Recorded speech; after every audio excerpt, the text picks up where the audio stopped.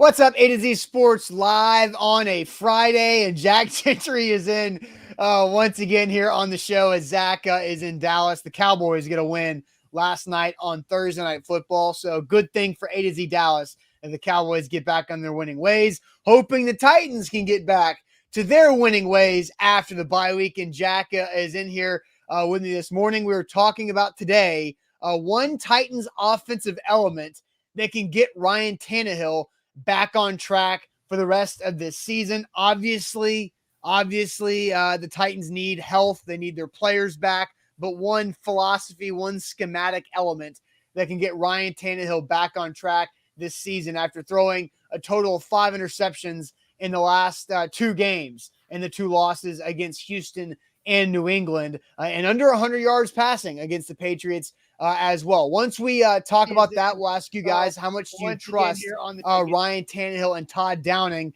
during the final stretch of this season in the last 5 games. Then there's a very controversial Preds jersey going around and with a stadium series, and you see the flame emoji. That flame emoji is could be for multiple reasons. It could be burn the jersey or that's fire. Like I don't know how you guys take it, but I do feel like Jack and I are on different ends of this spectrum with the Pred Stadium season series jersey. And then we will talk college football playoff as the college football championship weekend is on the horizon. And then end the show with Ain't That Good News, where Jack, will be making fun of new LSU coach Brian Kelly. Oh. Jack, welcome in. You got your turtleneck on and you got the shades to go along with it. How you feeling today? Yeah, so quick backstory. I mean, for those who were here yesterday, you guys know why. Austin drew for me out of the magic bucket, and I was forced to wear a turtleneck today. Now, since I have no turtlenecks in my arsenal, I had to go through a friend, and this is honestly, my friend is smaller than I am, so this is a tight squeeze. I feel like I'm being choked, but I'm only having to wear it for an hour. I've got these shades to tie the whole look together. Guys, we're going to have some fun today. It's Friday. It's Feel Good Friday. It's going to be 70 degrees outside. Drop some sunglass emojis in the chat. We're going to talk some Titans. While you guys are coming in, make sure to share the show. Do that for us, and we'll have fun with you guys. On Facebook, share, Twitter, retweet, YouTube, engage with us throughout the show. Let's have some fun. It's going to be a really fun day.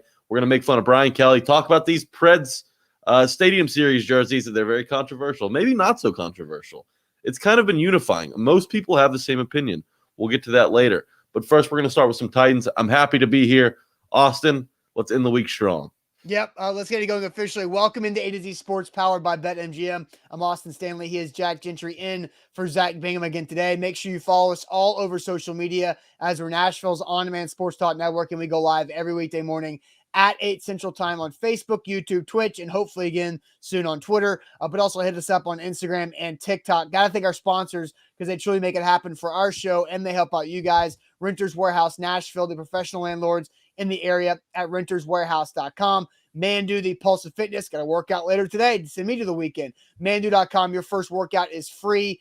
15-minute workout that simulates over 5 hours in the weight room at Mandu.com. Wilson County Hyundai, make them a part of your car buying process by seeing them in Lebanon or going to WilsonCountyHyundai.com. Also, the Bone and Joint Institute, boneandjointtn.org, the region's destination for comprehensive orthopedic and sports medicine care. So there's a lot of conversation in the chat, about Jack's style today. Yes, for the podcast audience, that gets us starting now. Jack's wearing the turtleneck from the Magic Bucket. He's got the shades on to go along with it. So, and you mentioned that you got the turtleneck from a friend who's smaller than you. Yes. And that made me automatically think of on the Dan Patrick Show, which I haven't listened to the Dan Patrick Show in a while, but on the Dan Patrick Show, every time it was a first-time caller, they had to let's go to Jack in Nashville, and the first caller would have to give height and weight, and that made me think of that, like of how great of an idea that was. Height and weight for Jack Gentry. Do you want to disclose height and weight? Yeah, so I'm 6'2", 200 pounds, and 220. I was gonna try and get away with 200. I was 200 pounds before the pandemic, but at 6'2", 220, and my friend whose turtleneck this is. I mean, he's 5'10". He's not a short king. He's above average for adult males. His name's Pierce, and he was kind enough to lend me this. I actually, so, not a lot of my friends have turtlenecks, but I caught him out at Barcelona. If anybody's ever been to Barcelona. Love Barcelona. He was wearing this with one of his chains, and I was like, Pierce, you can't get away from me. I know you have a turtleneck. I need it for a show tomorrow. I promise I won't spill anything on it. And here we are. I look like I'm in an entourage for an Italian soccer player. Hilarious. I like it. Like I had to Amazon myself a turtleneck for this Magic Bucket thing too, and I actually kind of dig it. So anyway, but all right. So I love how you just slid in 200, 220. And I'm seeing Steven here is saying 200 pounds. Yikes. Steven, I'm 6'2", man. I'm tall. Okay. Mark is calling out for the chat to just share their height and weight. If you guys want to go height and weight, drop your height and weight. Make me feel 5'11", 188. 5'11", 188. Oh, you got to go 6 foot if you're 5'11". No, that's lying. You can't do that. If I'm real 5'11", 5'11", 188. There's my height weight just because Jack shared that there too. All right, so let's dive into this thing because I do find this interesting. Ryan Tannehill and this Titans offense trying to find themselves and after the Derrick Henry injury, easier said than done because of the 9 turnovers that have happened over the last 2 games as height and weights just fly in through the chat. I love this. Yeah, you got 5'11", 205. COVID got me. I feel you, Aaron. Danny with a slender 6'4", 180. Oh man. So anyway, we'll let you. Hey, Louis, we're just gonna find who the biggest guy is. 6 foot 315. Louis is a fire hydrant. Right. You can't really move Louis L Train Morgan. Okay, so anyway, so Ryan Tannehill has to get back on track. He's obviously without Julio Jones, AJ Brown, Marcus Johnson. He's lost his top 3 wide receivers. He's lost Derrick Henry. The offensive line feels like it's been as healthy as it's ever been all season long, minus Nate Davis's concussion there. But they got to be able to get back on track. And you've seen over the last 2 games, Jack, that the Titans have been able to throw the ball against the Houston Texans. Now they have the 4 interceptions that happened because of Des Fitzpatrick not knowing where to be and a couple poor decisions by Tannehill. But then against New England, we always talk about Bill Belichick takes away what you do best. And they took away the throws from Ryan Tannehill, but they ran for 270 behind Hilliard and Foreman, the 2-headed monster there. So what the Titans need to do to get Ryan Tannehill back on track. And full disclosure, I'm pulling this topic. I filled in for the Buck Rising show on 104.5 The Zone with Will Bowling on Wednesday, and Will brought this up. It was his topic that he brought up. Will thought, and I'm not trying to throw Will under the bus because I absolutely disagreed with his opinion. And I want your opinion on Will's opinion. Okay, Will, I love Will. That he thought the Titans and Ryan Tannehill and Downing need to go more up-tempo to get them into a rhythm. I disagreed with that. How do you feel about that? Because G-Man just said go up-tempo. How do you feel about the up-tempo idea that Will Bowling shared the other day on The Zone? I'm not very comfortable with it, just with the personnel they have. These guys haven't been starters for very long. I think it's asking a lot out of these guys to go up-tempo. I'm talking about the skill guys. I'm talking about Hilliard, Foreman. We've seen miscommunication in the backfield before with Foreman. And obviously Des Fitzpatrick still struggling to kind of get in a rhythm, a rapport with Tannehill. I don't think up-tempo is the right answer. And I don't think it's as simple as 1 or 2 words. I mean, Ryan Tannehill, in my opinion, does 3 things at a very good level, above league average. He's more mobile than most of the league. He can do it he can do it with his legs, Tana wheels, obviously. He throws a nice deep ball. And prior to this year, he didn't turn it over. Now, I know he's struggling with turnovers this year. But typically, those are the 3 things that Ryan Tannehill will rank, top 10 in the NFL amongst quarterbacks in deep ball accuracy, yards gained on the ground, and not turning the ball over much. So you kind of got to play to his strengths, and I get it. There hadn't been a lot of guys to really help him out on the outside. That's Fitzpatrick, Chester Rogers, Nick Westbrook-Akine, hell, Cody Hollister saw some action this past week. So for me, it's a deeper dive, right? You could say play action, which is kind of where I want to go here. You could say play action, but to me, not just Ryan Tannehill, it's Todd Downing. These new pieces that are coming in, you got to figure out what their strengths are, what they do well, how to build around that.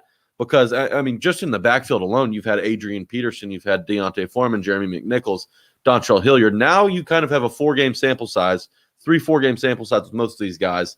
And you know what you have at least back there. You can now try and, use this bye week to game plan. Okay, we know what we've got. We've seen enough out of these guys. It's been 3 games. Let's put together a game plan that features these guys properly.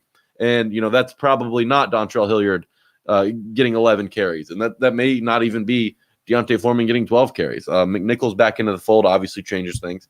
But if I had to pick one, it would be the play action. Now, it's hard to run that because the offensive line hasn't really been stable this season. When all 5 guys have been together, they haven't been great, but they haven't really been together much. Nate Davis is still out.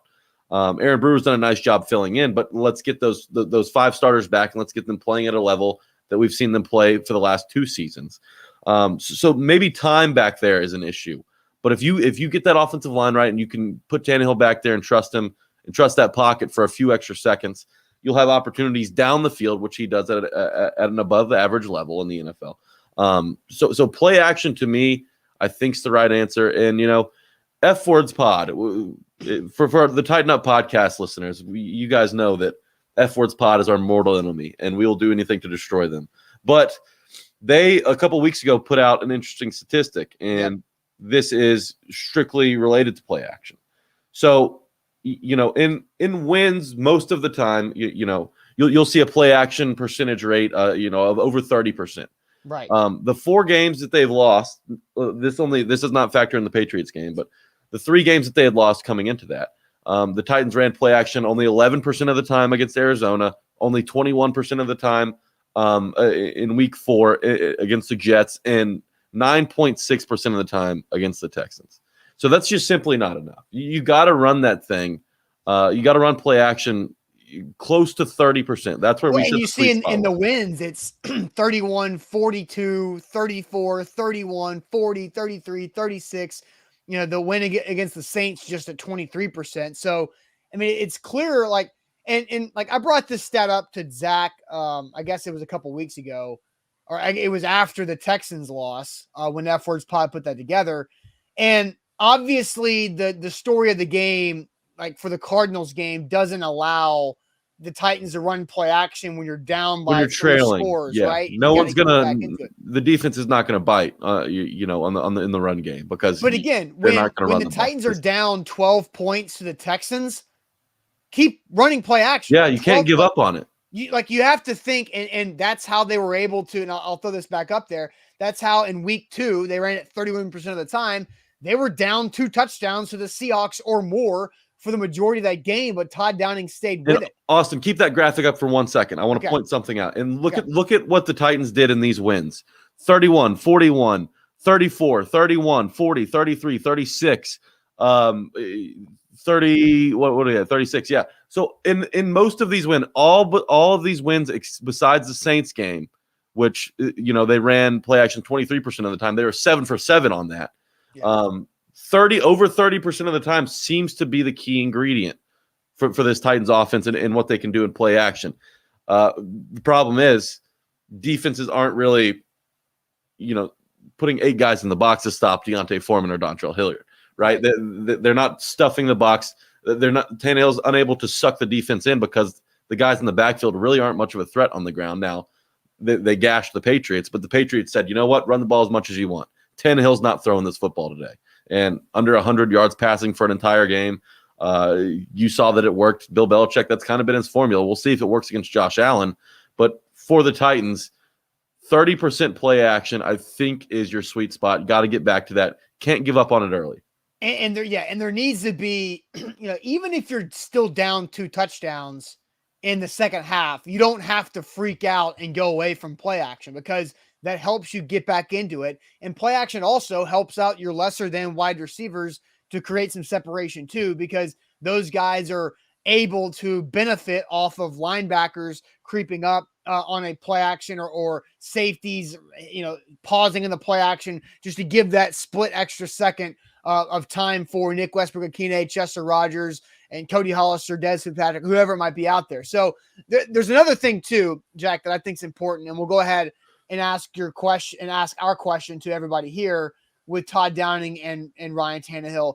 They've got to move Tannehill around. I agree. There's too much just catch the snap, drop back, stand there, where Tannehill doesn't and hasn't been as comfortable doing that over the last couple of years with Arthur Smith. And they're doing a lot of that, standard drop back, throw it type of plays this year than they ever have been. And so they got to move Tannehill around because he is dangerous with his legs. And I feel like his legs get him going. Yes. Whenever Tannehill gets some runs there to convert a first down or have a rushing touchdown, that can help get him going. And they did that early against the Patriots, where he ran for 2 first downs early in that game. They got away from it. Now, maybe the Patriots took that away because Bill Belichick's good at that, but they've got to be able to move him, especially with the offensive line battling through injuries, but they have gotten a lot healthier. Don't turn Tannehill into a statue. He does not succeed, feet planted in the ground in the middle of the pocket back there. Right. He's good rolling out and moving around. And a couple of weeks ago on the coaches show with Mike Vrabel and Mike Keith, Vrabel said they haven't had a ton of success moving the pocket this year. And I think part of that is the offensive line and not having enough time to get back there, wiggle around, find a guy, extend plays like that. But that's what he's good at. And you're right. When he gets it going on the ground, when he picks up a couple first downs, there seems to be something there that really sparks him and sparks the team.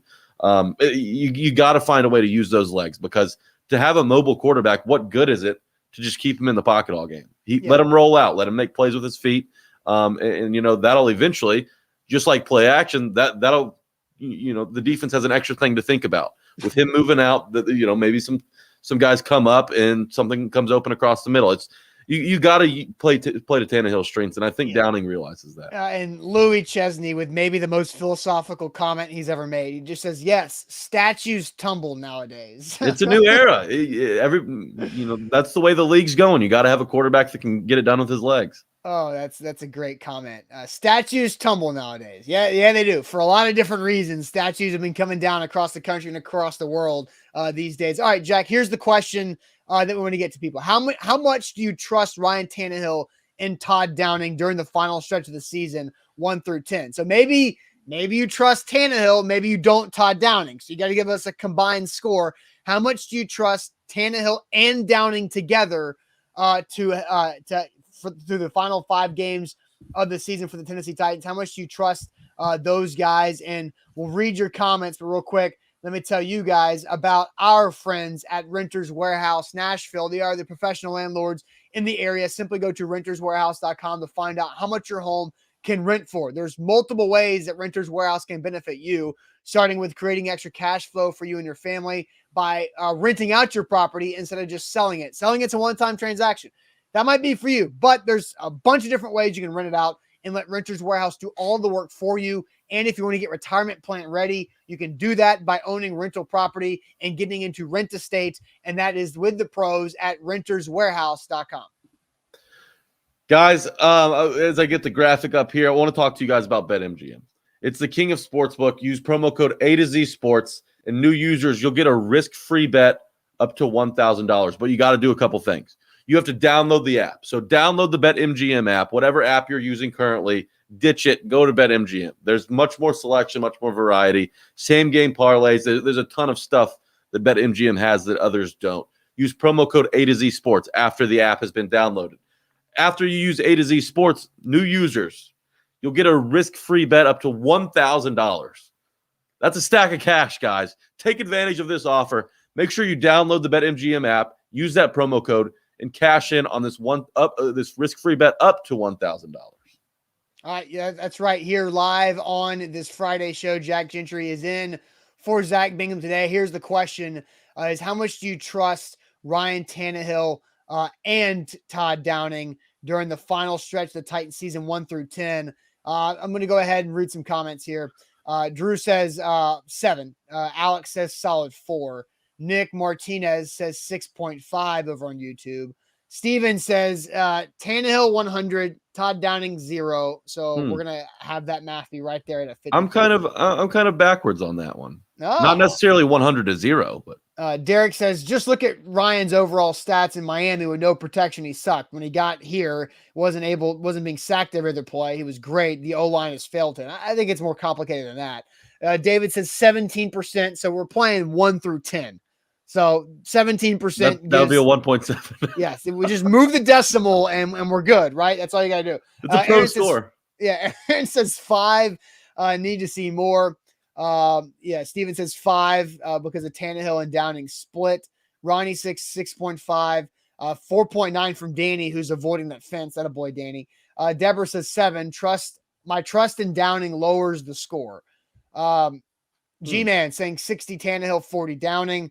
Mark says 10, getting the weapons back, getting healthier. That'll boost the whole team. Like Mark, and I've gotten into this with some people on Twitter, including our guy Timmy Sama. Like, you can't assume future health.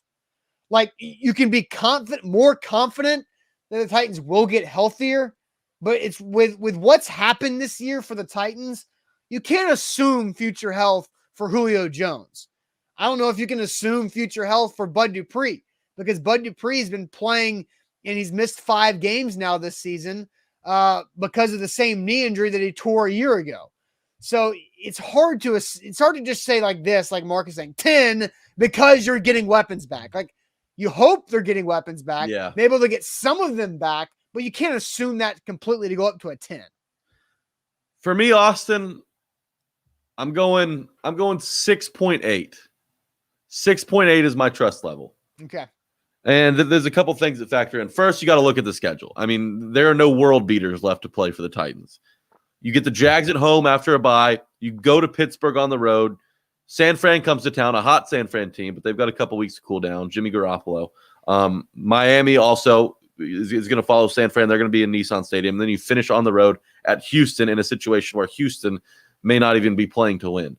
So you don't have to play your best ball to get out of there with 3, maybe even 4 wins. But here's why I trust it. And, it's any given Sunday. The Titans have lost to the Jets and the Texans. I get it. So that 3-4 game sample size you've gotten out of these, we'll call them the replacements. From the replacements, you've got to see them for 3 or 4 games. You know what you have in them. You're getting healthier.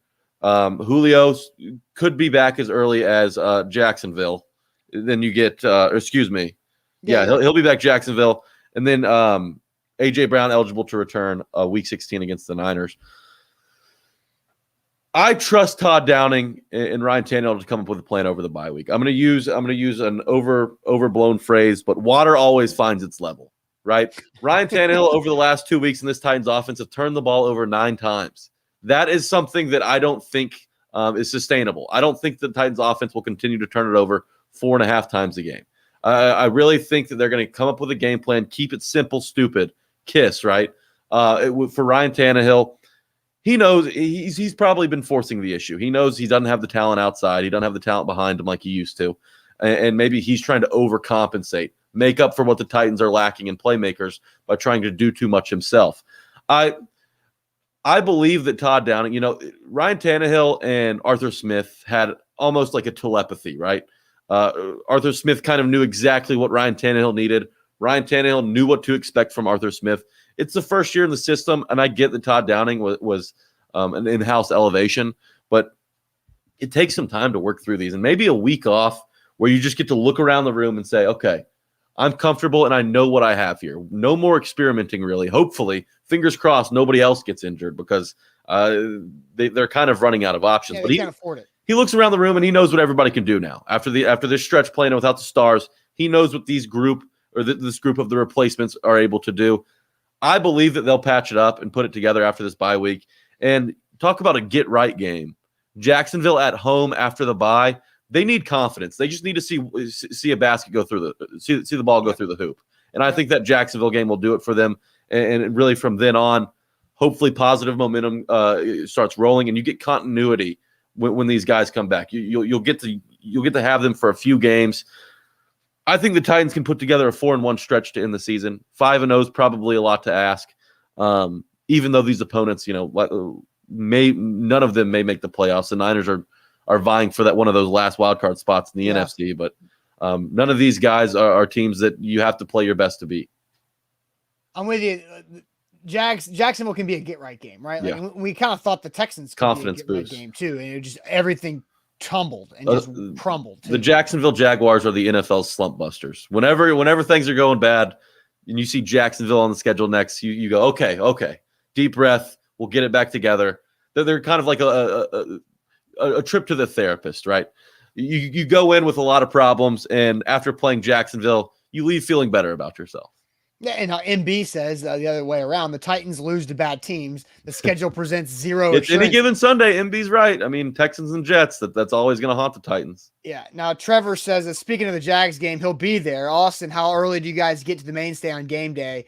Typically around like 10:30, 10:45 is when we get there. So, look, you can park at the mainstay and then eat there, drink there, then walk to the game. It's just 2 blocks away from Nissan Stadium. So we'll talk more about that, Trevor, next week as we lead up to another game week. So my answer on the confidence level or trust level, for Ryan Tannehill and Todd Downing, I actually kind of like what I saw the last 2 weeks when it comes from a game plan perspective. The game plan that Todd Downing has isn't why the Titans lost to the Texans and the Patriots. It was the execution and the turnovers. And so I don't love the goal line situation, play calling of the sequence of throwing twice instead of running 3 times to get in the end zone or running 4 times to get in the end zone against the Patriots. But a lot of the other things I saw, I actually thought Todd Downing did a pretty good job of making a lot out of what he was working with the last 2 weeks against Houston and against New England. They can gain yards. Just hang on to the damn ball and make your kicks, right? And that game's very different against New England because the defense helps you hang around. Now, my trust level, you said what, 6.8? 6.8. I like that. Do I want to go 6.5? I don't want to go low to a 6, but I think a 7's a little too high. So I'm going to say 6.5 just because the turnover bug feels like it's super contagious right now.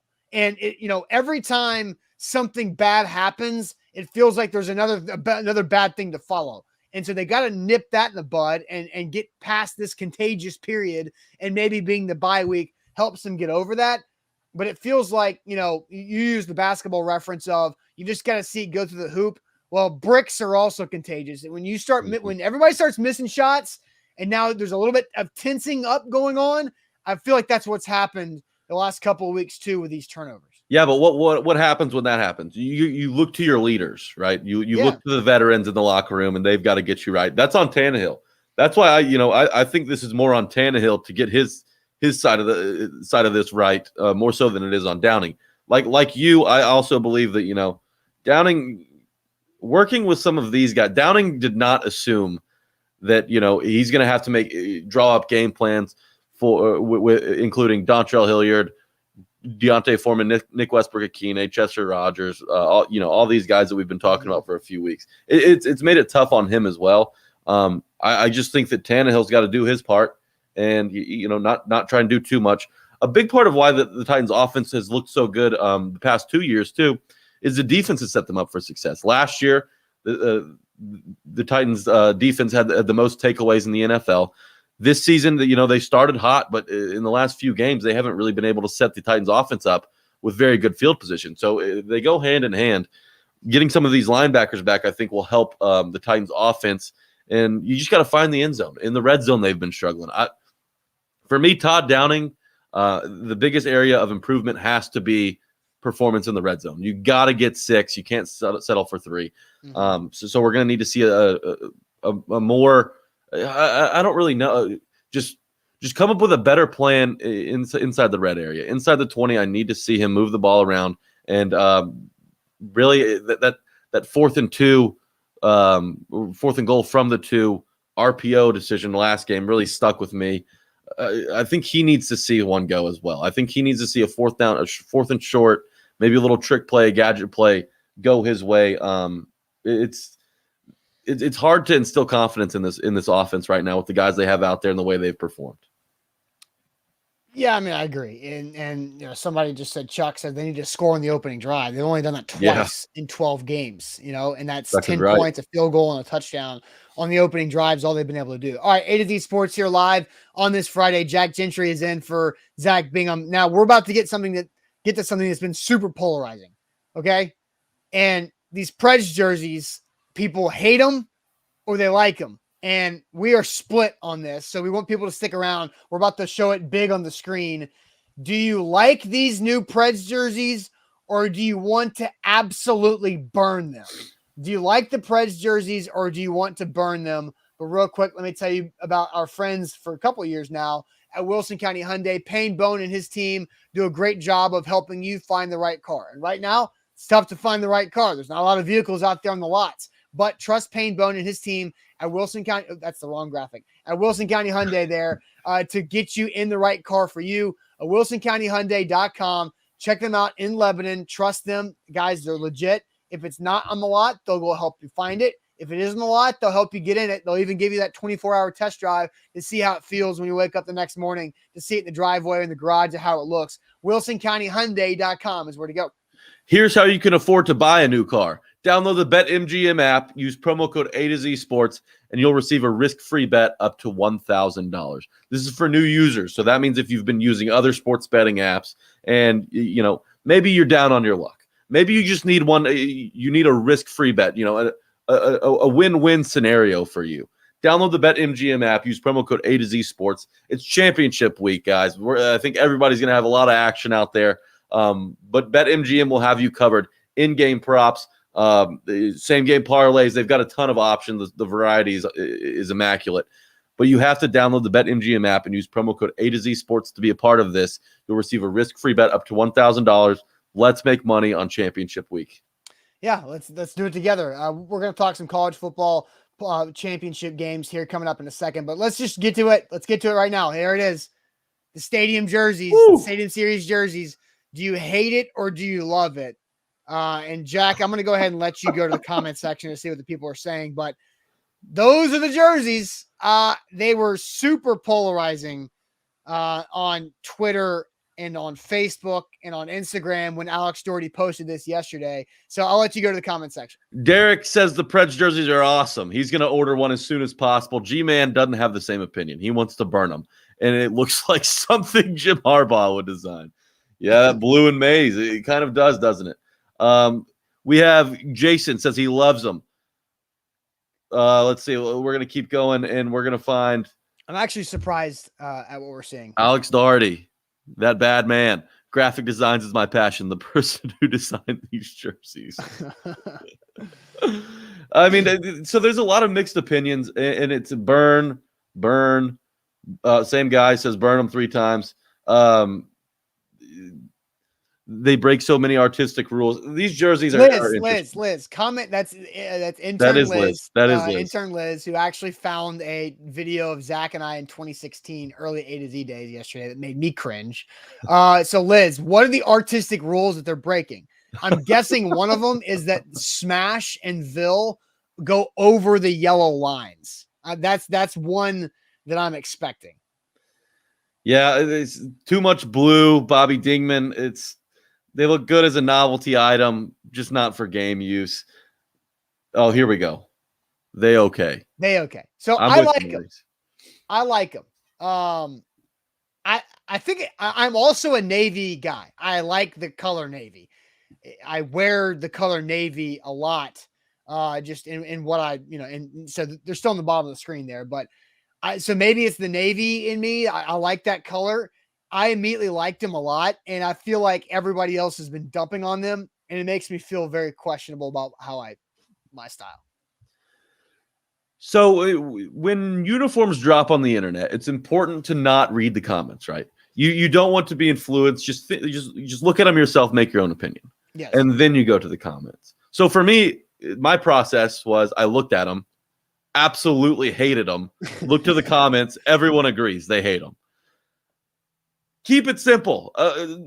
The Winter Classic jerseys, by the way, I loved. I'll go out on the record. I loved those. Those were fantastic. I think these were done by the same person. Not positive. Don't quote me on that, but I'm pretty sure they were. I hate these. I want to burn them. What about them do you hate?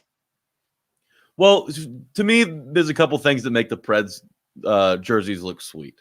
Okay. I need the Pred skull. I need the skull of that Predator somewhere near the shoulder. So they went with, because somebody also asked, where's the Preds logo? They went with the guitar pick TriStar instead of the Preds saber-tooth head. Yes, I love the saber-tooth head. Put that on everything.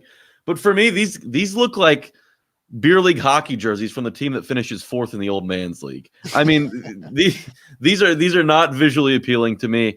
The smash and the Ville, I don't know. The navy, I feel like it is too much blue. Whoever said that it was too much blue, I agree. I really like white, but I mean, even when they have the Preds alternate jerseys where they have navy and then everything's white outside of it, I like that. It's just the navy and gold are kind of loud to me here. And I don't really like the Smashville. I see the guitar pick, relatable, whatever, Music City. These don't do it for me, Austin. I want to burn these so fast. I like them. I'm not a jersey person, so I would not buy them. But the last year's Winter Classic jerseys, the white with the script lettering and the blue, like I loved those. Those are great. Those were some that I almost thought about buying. But DJ says, is the Smashville the same font as Bud Light? And Scoop says they suck. It reminds me of the Steelers. I thought about this too, because look at the number font. The number font feels like the Pittsburgh Steelers. Najee Harris would wear that. Yeah. Yes. I agree with that one as well. And what do you think? So let me get your opinion here. Smashville. Yeah. What do you think about Smashville being on the front? I mean, it's unique. I think it's an alternate jersey. It's something that represents your city. And I think Smashville was a great marketing campaign that the Preds have been using for the last decade. So I like it. I mean, look, it's one game. I think these are supposed to be different. They're supposed to be unique to your city. I think they look good. I like them. I just really like the white because hopefully it snows that day and it'll look so good in the snow. But I don't know. Maybe these will look different on TV. And, they still have a couple months to tweak them if they need to. But really, my only hope is that Tampa's are somehow worse than these. I think Tampa's already had theirs out, so I don't know if that's worse or not. So, well, if I haven't seen them, that means they probably passed the test. Because usually they're awesome or they're terrible. There's not much middle ground. Totally. Donnie says it does need the saber-tooth somewhere. He would rock it though with some all white Nikes. Hey, there you go, Donnie. Would Jack rock it with those shades he's been wearing today? I don't know. Maybe they need to come out with a Smashville turtleneck, and then there you go. All right, A to Z Sports here live on this Friday. Who will make the college football playoff after this championship weekend? Who will make the college football playoff after this championship weekend? But now I'm going to tell you guys about the Bone and Joint Institute, boneandjointtn.org, the region's destination for comprehensive orthopedic and sports medicine care. Make sure you know who to go to and you know who to trust when injuries occur in your life. Injuries suck. Everybody gets hurt, and it sucks to have to deal with it. Jack knows, I know, Zach knows. For some reason, people with A to Z, we've been getting banged up over the last couple of years. But know who to go to. And I go to the Bone and Joint Institute whenever my shoulder flares up, whenever my knee gives me problems. That's where I go. That's who I trust. boneandjointtn.org. Check them out right there, boneandjointtn.org. And maybe while you're in the waiting room at Bone and Joint, you download the BetMGM app, use promo code A to Z Sports for new users, and you'll receive a risk-free bet up to $1,000. $1K, baby. Download the BetMGM app. There's tons to bet on. The Grizzlies won by 73 last night. If you had the Grizzlies, hats off to you. That was the best bet. That's the best win in gambling history. Whoop that trick. Yep. Download the BetMGM app. Make sure to use that promo code A to Z Sports, ATOZ Sports, to cash in on this risk-free bet up to $1,000. Let's get rich. All right. Speaking of bets, I've got plays for this championship weekend. I know A to Z Sports Picks with Alan Bell and Brian Edwards. They will have opinions as well as the games get going tonight. Western Kentucky and San Antonio, UTSA, they play tonight in their conference championship game. So who makes the playoff, right? Because you've got Alabama and Georgia, who are both in the top four playing each other in the SEC championship game. And I saw Charles says he's there in Atlanta. It says Alabama's going to beat UGA. Just watch. Let's start there. Can this Alabama team beat this Georgia team? Because I honestly don't see it happening. I've already got Georgia -6.5 as one of my bets on BetMGM, just because I don't think Alabama consistently has the offense to overcome what Georgia does defensively. And the best analogy I've heard about this Georgia team was from our guy Brent Doherty on the Zone. He was saying it's a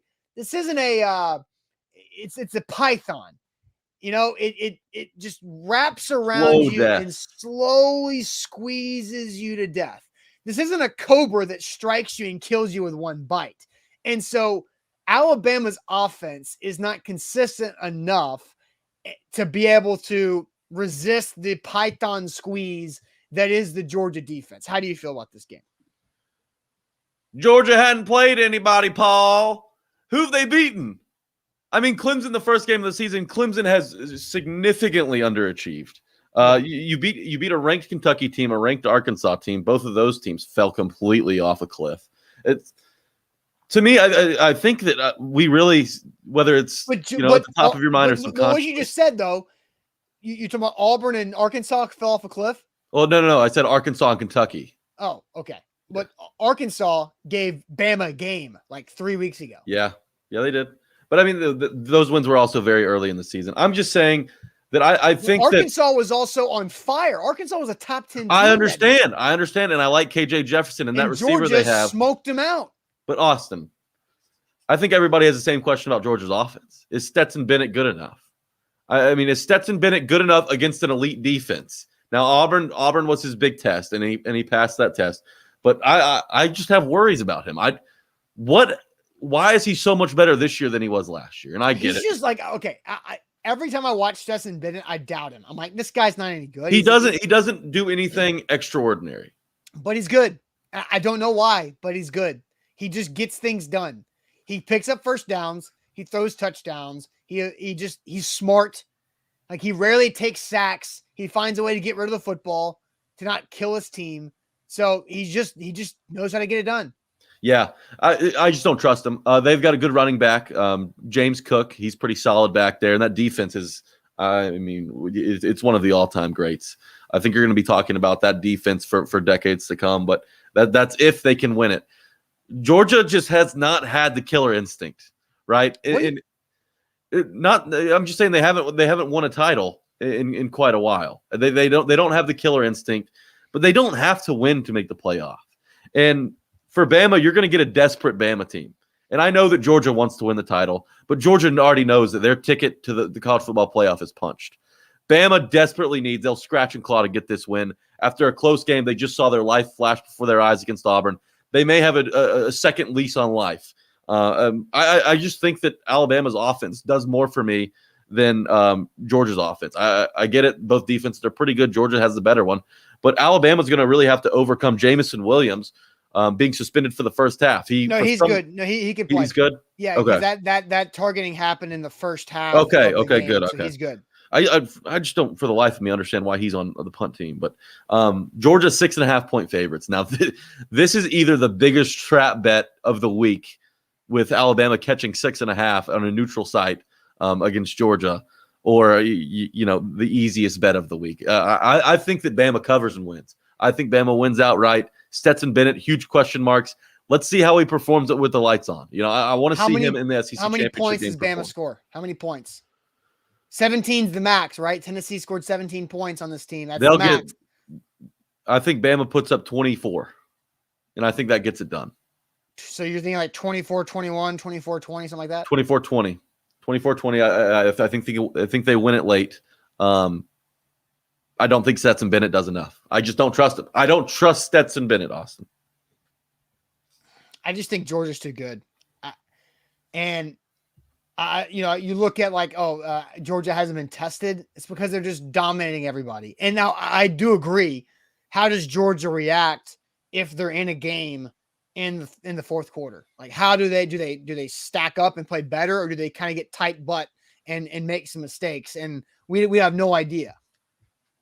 That's what I'm saying. I don't trust Stetson Bennett with all this pressure. Bryce Young, he's a freshman. I trust him. He doesn't make mistakes. That's the thing. Like, you might not expect him to make big plays, but you can trust him to not lose the game for his team. But okay, do you trust Stetson Bennett? Say he's trailing by 7 in the fourth quarter. Does he do enough on offense to come back and win that game? I don't think he does. And if Bama gets up early, That's going to be tough for Georgia. They've played with the lead all season. What happens when they get punched in the mouth first? Nobody's seen that yet. Georgia hasn't had to react to that. Bama's the type of team that can do it. Bama's no slouch. The only thing Bama doesn't have going for them is they have Bill O'Brien making the decisions on offense. Yeah, and they had 0 points they had 3 points until the last 59 or 30 seconds against Auburn. It was Bama's got problems. Now, I do think Bama playing in 4 overtimes against Auburn gives them a little more fire that they kind of get their stuff straightened out. So, okay. So they saw their life flash before their eyes. Their season was over a week ago, but they somehow found a way to get out of it. All right. So who makes the playoff? Well, running down the slate here, I think that Michigan's going to beat Iowa. Iowa's pretty deep on their QB depth chart right now. They don't scare me offensively. I think Michigan gets in. I think, like I said, Bama gets in. So there's 3 teams right there. Man, I don't know how the chat feels about this, but I really hope Cincinnati loses. I hope they lose. No, I don't want to see them win. I don't want to see them in the playoff. They're going to get dominated. Who would you rather see? Oklahoma State or Notre Dame? Definitely not. I think Brian Kelly, took Notre Dame out of the mix. I think that there's a way. There's a way for Ohio State to slip in there. I think there is. No. What does the college football playoff committee think about Notre Dame? Do they think Brian Kelly leaving? Look, that's an interesting thing. So what you're saying is you think Bama beats Georgia. Georgia. And Michigan wins. Beats Iowa. Houston beats Cincinnati.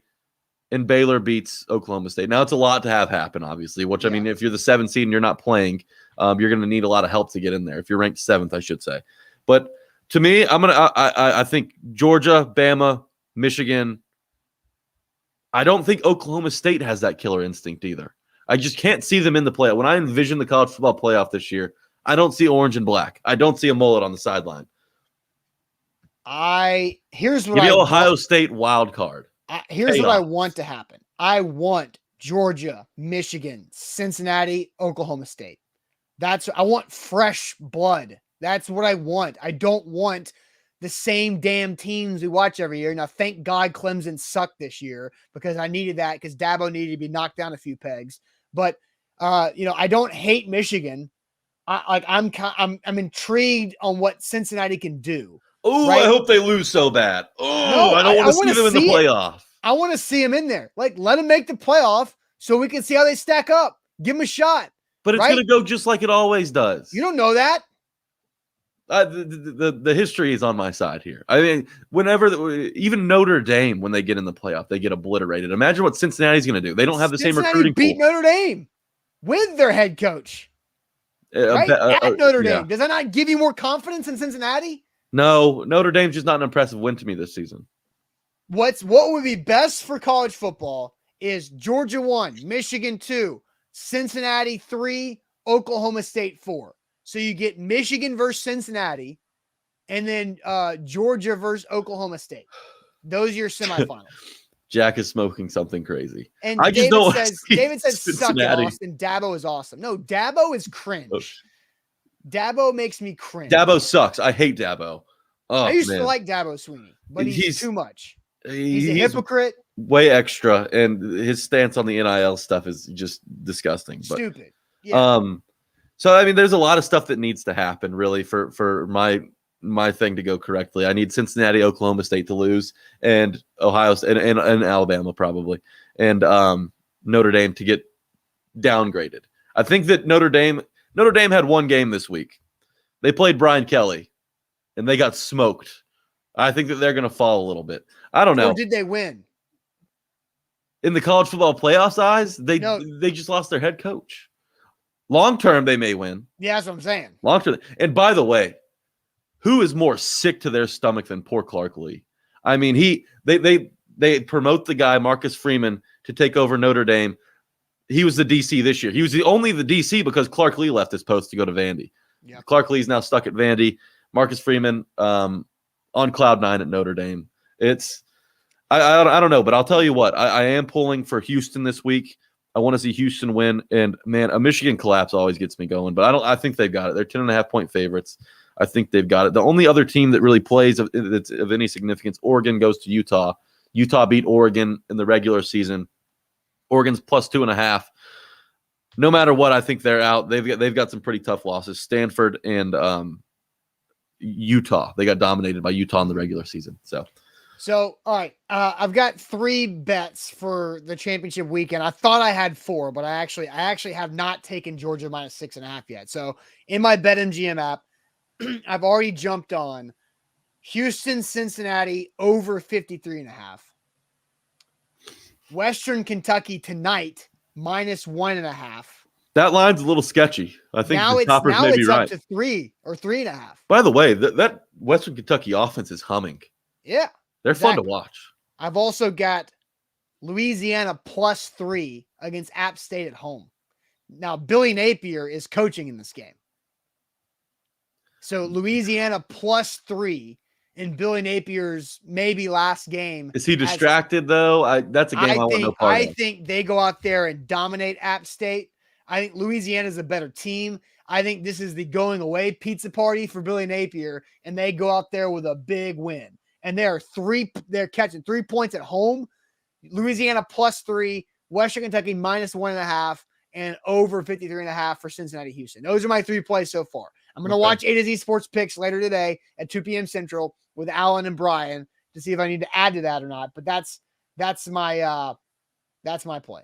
Okay, one last thing about this Buckeyes angle. It's deep, G-Man. It's deep, and it's very unlikely. But Cincinnati, Oklahoma State both have to lose. Alabama has to lose, and Ohio State has to jump Notre Dame. Alabama probably has to lose by a couple, 3 touchdowns. So we're gonna see.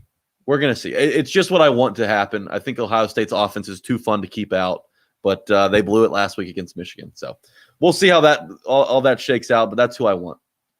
Time for Ain't That Good News, and I'm going to play a video, and we're just going to make fun of Brian Kelly. That's my good news is going to be making fun of Brian Kelly. So get ready for that. But first, let me tell you guys about Mandu, the Pulse of Fitness. Got a workout scheduled for 4 o'clock today at Mandu Green Hills. Looking forward to getting to the weekend right with a workout. It's a 15-minute workout of full-body electronic muscle stimulation. It's real. It goes after your muscles. Deep muscles, full body workout in 15 minutes. And you create and build real strength and muscle mass with targeting that hard to burn body fat out of there too. Mandu can help you achieve your fitness goals. So go there. Your first workout's free at mandu.com. And if you tell them A to Z Sports sent you, they'll take $100 off your first month when you sign up right there at mandu.com. BetMGM, use promo code A to Z Sports, and you'll receive a risk-free bet up to $1,000. That's for new users only. So if you already have it, just keep betting. That they'll have odds boosts. And by the way, once you're in BetMGM, once you have this downloaded, they offer tons of odds boosts. They give you plenty of chances to make some money in there. But for new users, if you haven't experienced the greatness of BetMGM, download that app now. Use promo code A to Z Sports. Use that risk-free bet up to $1,000. Maybe tail Austin. Maybe bet on Louisiana. Maybe take the toppers against the Roadrunners. Meet no more. Download the BetMGM app. Use promo code A to Z Sports for a risk-free bet up to $1,000. It is that time for Ain't That Good News to send us to the weekend. Let's do it.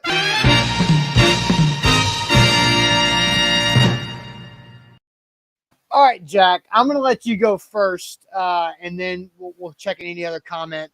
And before we just eviscerate Brian Kelly on our way out. That sounds fair. For me, it's not good news yet. It's potential good news that I'm looking at. So earlier in the week, I couldn't do the show. I have a scratched cornea, and a corneal abrasion is the doctor term for it. So for 2 days, I couldn't look at light. It was miserable. I couldn't drive. The funny thing is, my optometrist is all the way out in Cool Springs. I had to drive 25 minutes with a hand over my eye, just worried about banging into the cars next to me. So I haven't been able to wear a contact all week in that eye. I've been wearing it in this eye, and I have bad astigmatism, so it's been a rough week for me. Oh. But today is the day, possibly. Today is possibly the day. I go to the optometrist at 2:40. I need to put that contact back in. My life has been rough. It is just the quality of living is not the same with eyes with different vision. And I don't have a pair of glasses, which makes it even worse. A lesson I have learned: always get glasses. How long have you worn contacts? Since 3rd grade. And you don't even have like a backup pair of glasses? Yeah, my whole thing was when I had the option to get glasses along with my contacts in third grade, I said I didn't want to look like a nerd. I just didn't want to look like a nerd. I didn't want to be a bookworm. So I get that. But again, like like what happens if your house is on fire in the middle of the night and you don't have your contacts in? You just need to throw on the emergency like backup glasses so you've got something. Well, I can smell the fire. My nose is still working. Yeah, but what if you can't see? What if you can't see what you need to grab? What if you grab the wrong thing and you just need to get out of there? Yeah. I don't know. If my house is on fire, I probably won't be in my room spending time collecting items to save. I'll probably just try and save myself. Anyways, that is a conversation for another day. That's a completely different conversation. We'll talk about hypothetical houses on fire in a minute. But today's the day. I could get the clear to go back to contacts. We're seeing, we're hoping, we're praying. So guys, let's do it. Let's get our vision back today. All right, more good news. Sean says, teases good news 2 weeks ago. He got a promotion and a raise. Let's go. Other good news. It's his birthday. Hey, happy birthday, Sean. Happy birthday, Sean. Sean's been watching the show for a long time. So that's awesome. Alex says, good news. St. Jude Marathon is tomorrow in Memphis. Got to love the city coming together for a good cause. Are you running, Alex? I'll tell you what. I'm not running. But I love the cause. Yeah. I've got some friends coming in town in April to run the half marathon in April because it just happened in Nashville because of COVID, but it's coming back in April. We've got some friends doing the half. I don't want to do that. I just want to do a 5K in 2022. I just want to do that. So, and Alex is running the 10K. One thing about marathons. Yeah. Don't put that sticker on your car. Nobody cares. Nobody cares how many miles you ran one day. That's right. Keep that sticker off your car. All right, back to your good news. Scott says, good news. Titans don't have any new injuries yet. Kenyatta says, by the way, nice turtleneck jacket. Thanks, Kenyatta. 4-1. Yes. Kenyatta says his good news is he finally finished that arts project he's been working on and fighting with for a month. Ooh, I want to see it. Good. I want to see that. Tweet it at us. So my good news is just making fun of Brian Kelly, but Marcus adds glass good news. Good news, he made his youth team all-star football team, traveling to Chattanooga and all-state game. That's awesome, Marcus. Good luck, congratulations on that. Got some youngins watching the show this morning. No, good news. I think it's my son made his youth team all-star football team. I think he's speaking for his son. Oh, yeah, I think you're right. Well, his son's definitely in the picture. So, Marcus, whether you're a man or a child, good luck to you. Yes. My good news is making fun of Brian Kelly. And really, the good news part is thank you, Jeff Darlington, for doing the work for us. Jeff Darlington, who covers the NFL, I believe now for the NFL Network, as he's kind of jumped back. Maybe he's at ESPN. I forget. He's all over the place. But thank you, Jeff Darlington, for doing the work that we needed. Where Jeff Darlington took the audio of Brian Kelly's telling Notre Dame players goodbye and the audio of Brian Kelly talking to the LSU basketball crowd. And we are able to use the word family to really see how fake Brian Kelly was putting on that Southern accent last night. Thank you, Jeff Darlington. It was incredible 12 years of my life for me and my family being here at Notre Dame. It's a great night to be a Tiger. I'm here with my family, and we are so excited to be in the great state of Louisiana. But more. Oh my God, it's so bad. It's so bad. I'm here with my family. Yeah. Let's play it again. You have to listen closely because it's quiet to the first family and then the second family. It was incredible 12 years of my life for me and my family being here at Notre Dame. It's a great night to be a Tiger. I'm here with my family, and we are so excited to be in the great state of Louisiana. But more. Oh my God, it's so bad. It's a great day. It's Friday. It is a great day.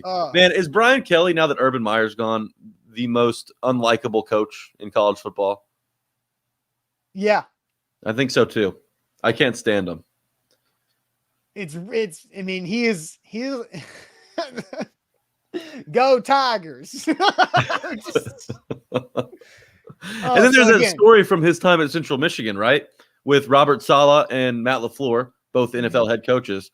They were grad assistants under him at Central Michigan, and they came over for a party, and he had a list of guests and a list of workers. Matt LaFleur and Robert Saleh, NFL head coaches currently, Yeah. were on the list of workers and spent the entire party shoveling snow because Brian Kelly is an a-hole. They also did valet. It's even They worse. had to shovel the snow, then do the valet, and then go get the cars afterwards. It's and Big Meat says, dude, watch hours of Looney Tunes to get that foghorn leghorn impression down. That's exactly what it is. Oh, Big Meats, attaboy. All right, guys. Hope you have a great weekend. Again, it's A to Z Sports Picks will be on at 2:00 Central Time to get you guys set up for the college football championship weekend. It starts tonight, so don't forget 2:00 Central Time. Alan Bell, Brian Edwards do a great job with A to Z Sports Picks presented by BetMGM. And look, it's Titans bye week. There's no Vols on Saturday, so no Charlie Burst, no Jonathan Crompton, no Titans on Sunday, so no Zach and I doing Game Day Live. So enjoy the weekend. I'm getting my Christmas tree tomorrow. Ooh. We always do it on SEC Championship Day because I know I'm not going. As you know, until Josh Heupel and Tennessee proved me wrong, I always plan to get the tree on SEC Championship Saturday. Hey, no Titans this week, but Tighten Up Podcast. We dropped a new episode earlier this week. Alan Bell's on. He talks about where the Titans stand in Vegas's eyes for not only the 1 seed, but for the AFC title, where their live win total is at, all things NFL. Who are the teams to watch in Las Vegas's mind? Go check out the Tighten Up Podcast with Alan Bell this week. It's out on all platforms. Yep, definitely check that out. I listened yesterday. Also, get your relax in this weekend because after this weekend, we don't stop until the Super Bowl. So get ready and take care of your bodies because we got a big end of the season push for the Titans here on A to Z Sports. So, all right, guys, we will see you on Monday. Thanks again as always. Have a safe weekend. See you later.